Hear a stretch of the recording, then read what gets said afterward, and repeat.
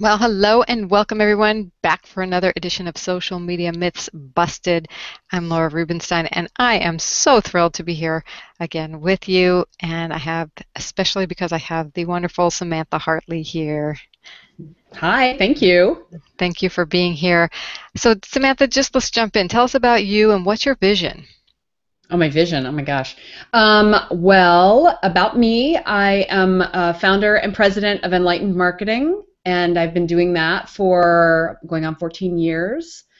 And what the business does is we work with socially responsible small business owners and solopreneurs. The biggest problems that people come to us with are either not enough clients or too many rotten apples, so people driving them crazy.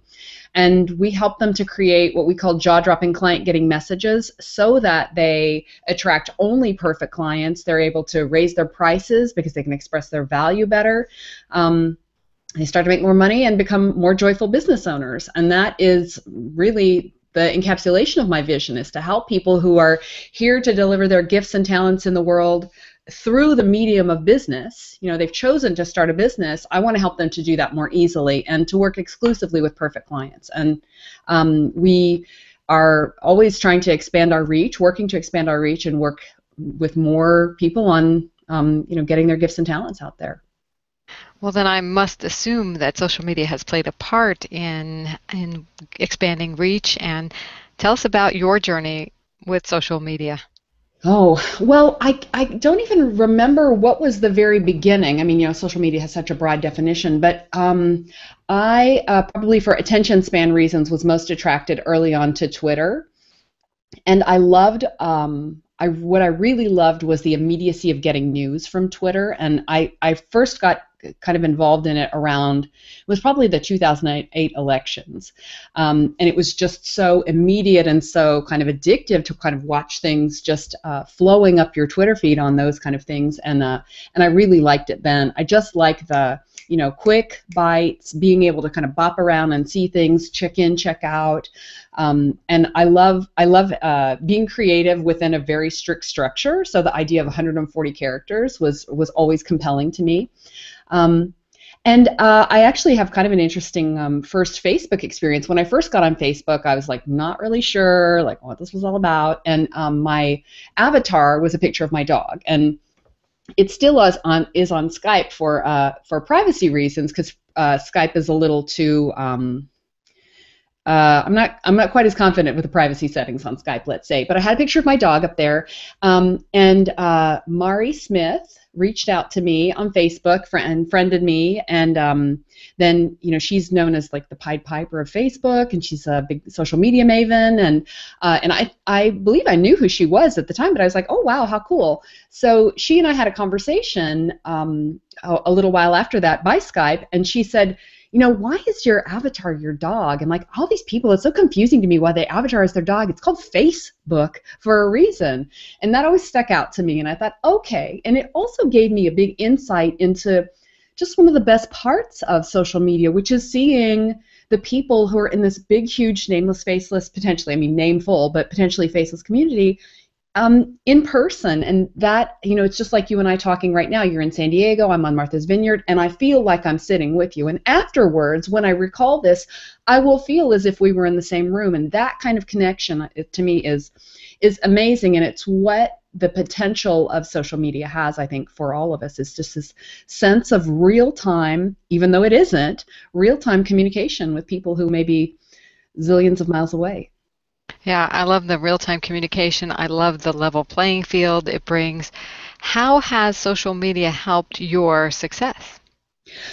I think being present to people who have felt maybe like I was far is one of my favorite things about it.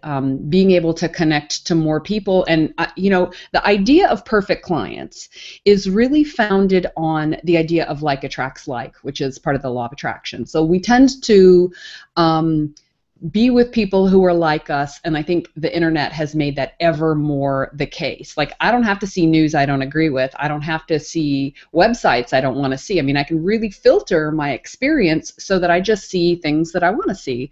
And I can befriend people, and I'm very much like this on my personal Facebook. I befriend people who reach out, all kinds of people. Some people I know, some people I don't know. But if somebody posts negative things on there, or they're just incessantly snarky, I unfriended somebody who's a fairly prominent person in my community recently because it's always snark, and I just don't want to see it. I just don't want to see that kind of attitude. So I think like attracts like, and you can push away things you don't like.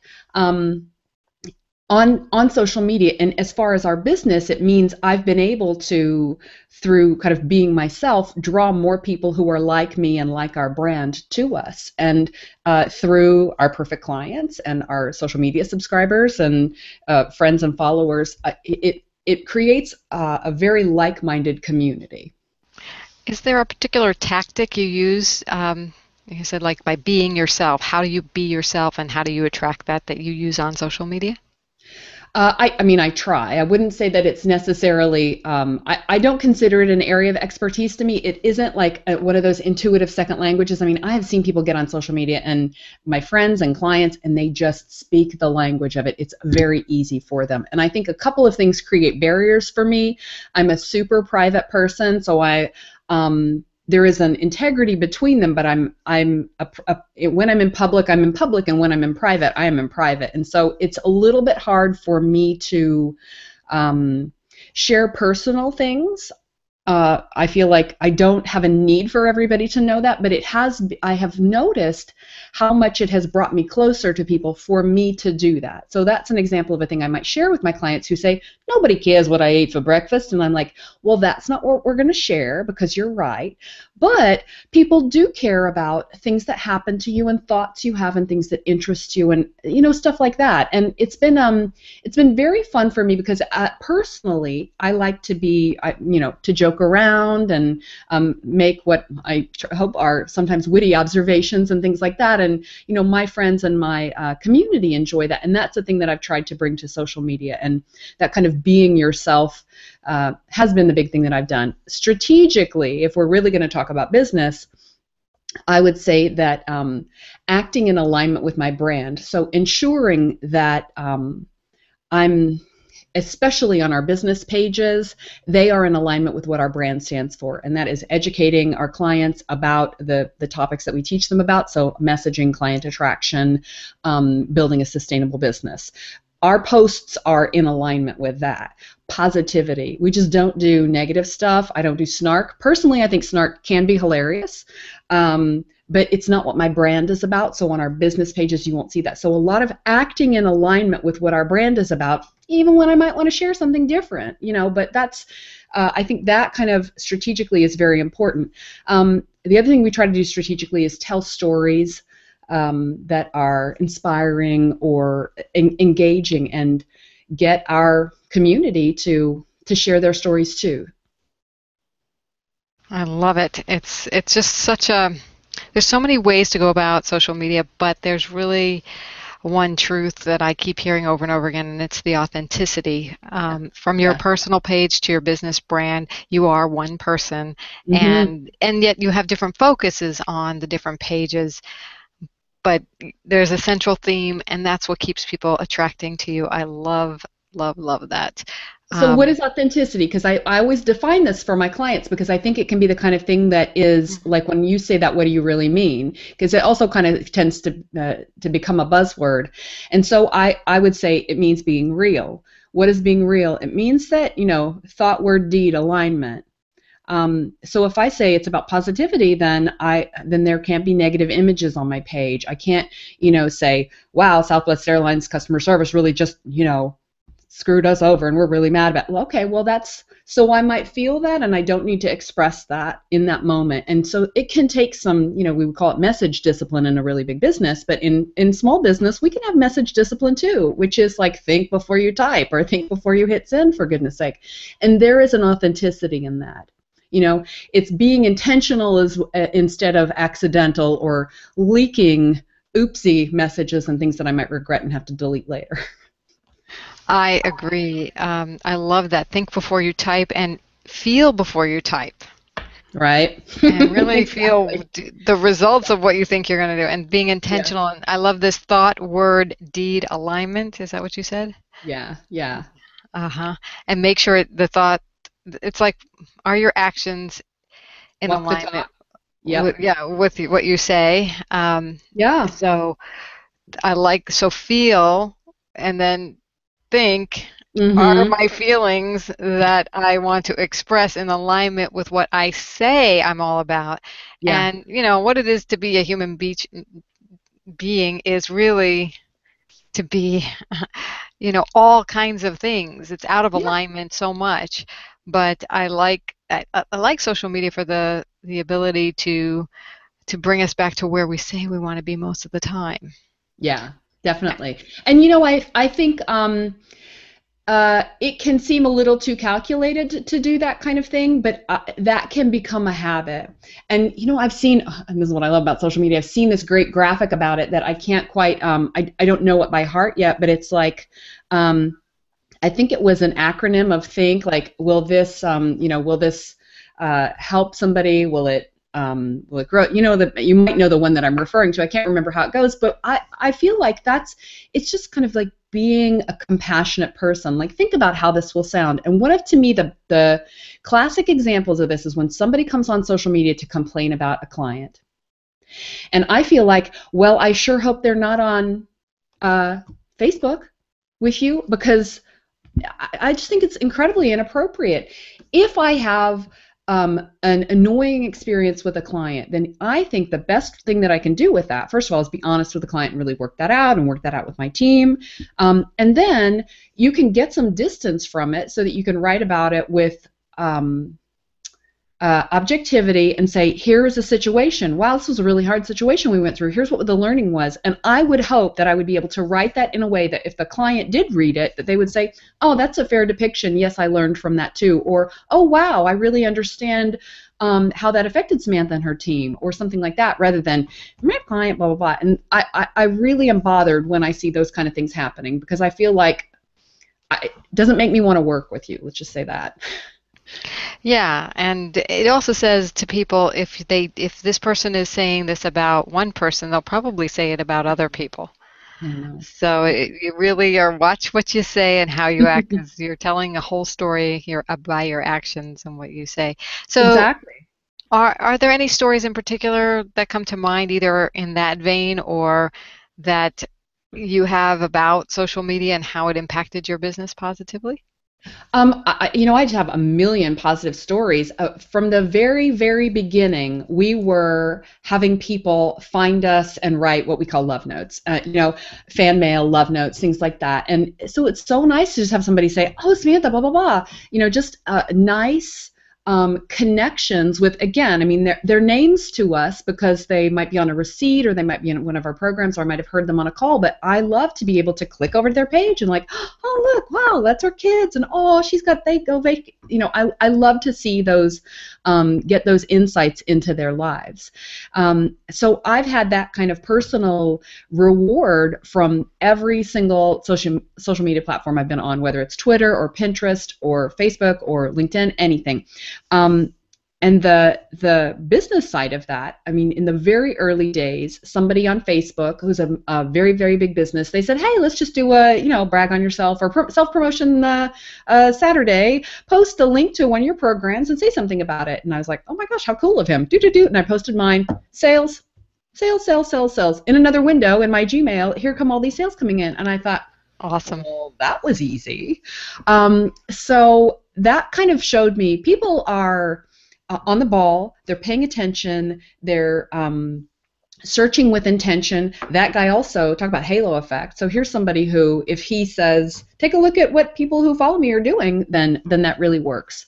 In Twitter, the big thing I would say is connection to journalists, especially in my local market.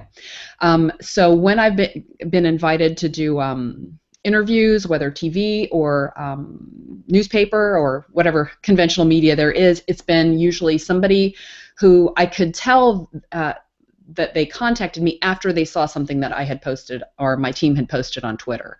And so that has been really interesting just to kind of see how that worked. And I have done events in my local area that I collaborated with one of the sponsors. There was a media sponsor and then somebody else sponsor and this kind of a sponsor, like a bank sponsor that paid for it, and then a media sponsor. Sales came into that event. We were able to get people into that event through Twitter.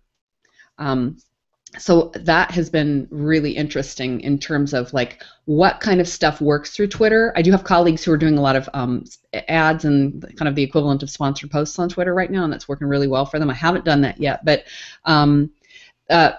when I have done live events, Facebook has been amazing for getting people to that.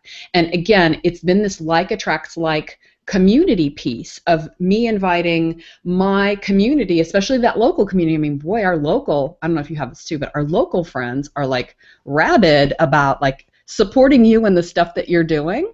And it's just so refreshing because I remember I don't do that many live events, but when I have done them, and I've done them on Facebook, and I just kind of post them and say, hey, here's the thing that's going on. Share. Events filling up, and then we have all these people at these events who are people just like us, people who love our stuff, people that we love, and I'm like, wow, they found us through that Facebook thing. So it's just, I really love the ability to reach your tribe, even though they're several layers back in the circles of connection through social media. And that just didn't happen overnight, I'm guessing. You didn't just say, I'm on Facebook, here's an event. You built a relationship, or you proved yourself a lovable person. And what do you think the key to that was?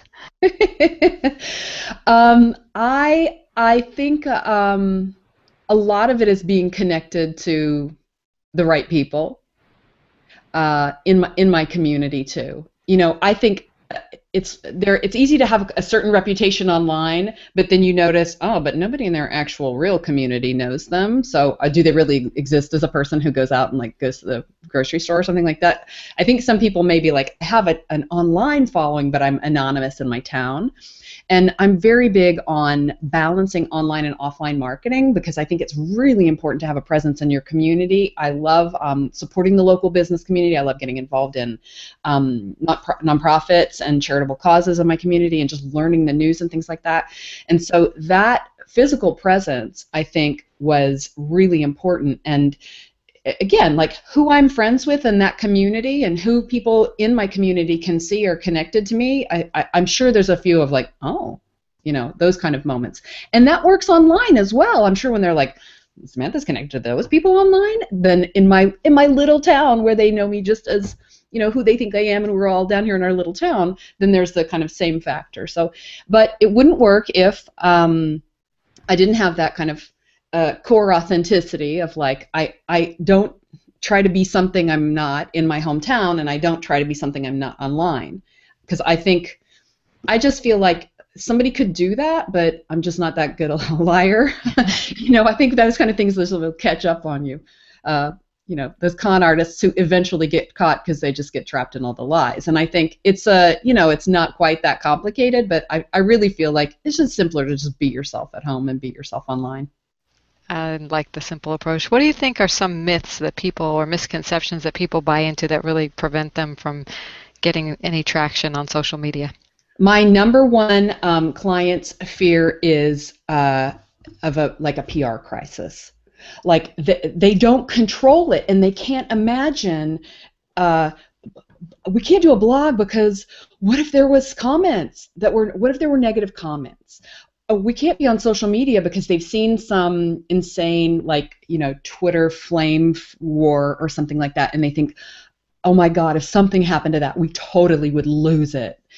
So they have this kind of extreme danger attitude towards it, and the privacy stuff of, we couldn't possibly tell it. I'm like, you're not a hospital, you don't have HIPAA laws or something, you're just a printer, or you're just a coffee shop. They just have this kind of disproportionate fear. And so most of what I've done has been like calming people the heck down. And one of my clients is a volunteer client, is a nonprofit in my hometown in Arkansas. And one of the biggest things that I did for them is this little parallel chart. It's a kind of more of a mental chart, but they were like, oh, we don't understand what the tweeter is. And I was like, okay, so it's just, Twitter is just like, sharing information on an ongoing basis. Facebook is just connecting with people. A blog is just like an article, but you just write a lot of them and it refreshes a lot. Pinterest, it's like, that bulletin board in the break room where you just post stuff up. So I just taught them all of these equivalents and said, as offline, so online. So a networking event, well, you wouldn't go in there and be like, donate to our cause, walking in the front door. Well, you don't do that. You don't go on online networking on LinkedIn or Twitter and say, donate to our cause, donate to our cause. You're going to say, you're going to begin an engaging conversation. So it's been so much about saying it isn't any different etiquette-wise from what we do in real life, in person, and all of these worst case scenarios are actually just inhibiting your ability to connect with people. It's just about connecting with people in possibly more convenient ways. It's going where they already are and saying, hey, we're here too. Yeah, it's just a great place to go.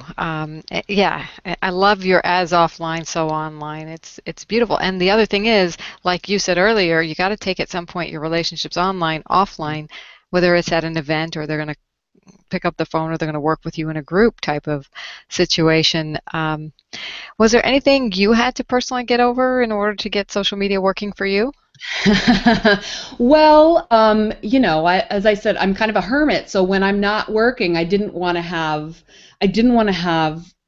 to be on as a marketer.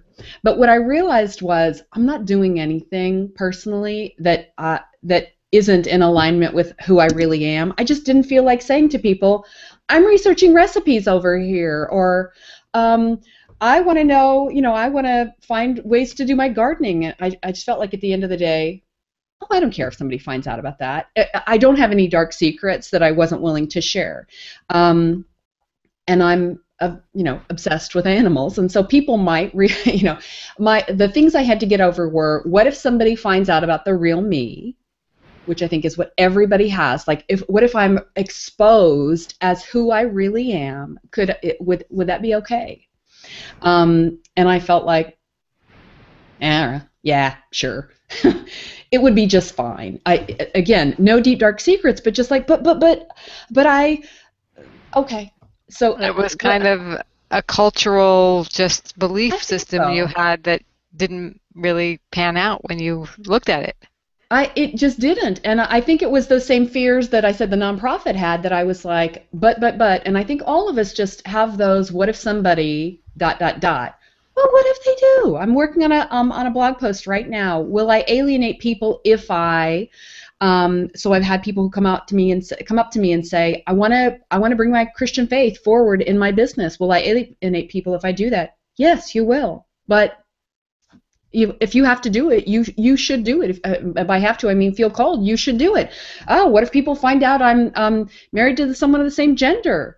What if people find out I'm an amazing carnivore and my clients are vegetarians? What if people find out I attend, I don't know, heavy metal rock concerts? Like, what's the most horrific thing that's really true about you? And just decide, you know what? They're just going to have to deal with that. It will alienate some people, but those who are a perfect fit for you will be drawn so much more powerfully to you for that. And it will liberate you too. Exactly, from all of that hiding and that irrational fear. So yeah, that's been very very fun and refreshing. I think the other belief that I see for myself and also for my clients is, when I'm in social media, I don't very often it's after hours. My husband will tease me that I made it 2 minutes through some TV show we're watching without checking my phone, and I'm on Facebook or I'm on Pinterest and I'm kind of watching, but I'm also just keeping up with things. And I don't know that I want to have selling in that environment. I don't know that I want to have that as an individual, but as you and I were talking about, I do want to learn about things, and I want to click through and find out about that thing, and I have plenty of times gone and subscribed to something and inquired about that. So I think in my after hours, I like researching and kind of like learning about that stuff, and then in my daytime, when I'm more in a working buying mode, that might be when I would pursue and go after things. So kind of by observing my own behaviors in those spaces, I'm able to create more effective ads, more effective posting schedules, and just more effective ways of engaging. Now, I am not necessarily my target audience. They might be looking for something that I'm not looking for, but I do get to say, here's my point of view on this. Let me see if when I do this post, I tend to get these kind of reactions or engagement, and how that differs from like what I would expect based on my own experience. That's great. So we're going to wrap up in a minute here, but what advice do you have for people who are now willing to step in? They're going to get over themselves and play a bigger game, get out there on social media. I think the best thing that you can do is find models of people who are doing it that you love, that you feel connected to. When I was looking at who was doing small business fan pages, I found certain people that I was like, I thought, well, what would I post? What other kinds of things could we post? How often should we post? Things like that. I looked at who else was doing it in a way that grabbed me and engaged me. And even those evenings when I felt like I don't want to read anything about marketing, I'm on my hours off, I still read the posts from these people that are actually marketing posts. And so that showed me, oh, there is actually a place for that if it's done right. So I think having those really good models to follow that you adore and love deeply, because you don't want to model somebody, here's an effective example of blah, blah, blah. Don't model that just because it's effective and it's whatever. Find the one that you feel super intrigued by and you think are doing it right. And in some cases, for me, that's going to be an animal rescue who is, I noticed that they're reposting the same, let's say the same dog who hasn't been adopted yet. So it's the same content. Oh, interesting. So you can post the same post again later on. You're going to get new engagement on it. Am I mad because it's a rerun? No, I'm not. I'm seeing it with new eyes, and it got the dog in front of new people. How can I adapt that to my business? I can post pretty much the same content. A few weeks later, somebody who's my rabid fan and reads every single one of my posts will say they've already posted that before, but I still love them. You know what I mean? I can learn what other people are doing that I really love, and I think that they're a great example. My animal rescues are a great example. I have somebody who's a colleague who's working with somebody who does who sells scrubs, and we've been brainstorming things that they could post on Pinterest. Based on the fact that they do scrubs. I have a client who's in the photography niche, and we've been talking about I love the user-submitted content of like, he has this device, send us in your pictures. We'd love to share pictures that you took that were made possible by this little device. So it just allows us to brainstorm all of these visual opportunities for kind of a dull thing, which is scrubs, or a hobby thing, but a peripheral piece of their hobby, photography, which they want to engage about. I think all of those things give us ideas about something that we can do with our own brands. I really think that social media has offered us a great way to expand our creativity. And you certainly have shared a lot of creative ideas, and I know you have tons of creative ideas, and the way you work with clients brings out the best of them. Tell people how they can find you and work with you. Enlightenedmarketing.com. You can sign up we have a checklist that we give away called 36 ways to use your self-introduction to get clients. It's certainly social media is included in there. It's all of the places where your marketing message can be doing things for you and attracting people to you. And my work centers a lot on expressing, as you've heard, expressing your brand across all of these many media. So figuring out what is my brand, what is the thought, word, and deed, what things represent my brand, don't represent it, things like that. So you can find me at enlightenedmarketing.com. Lovely. Thank you so much for being here with us. We will talk again soon, and that's it for another edition of Social Media Myths Busted. Thank you. Thanks so much, Laura.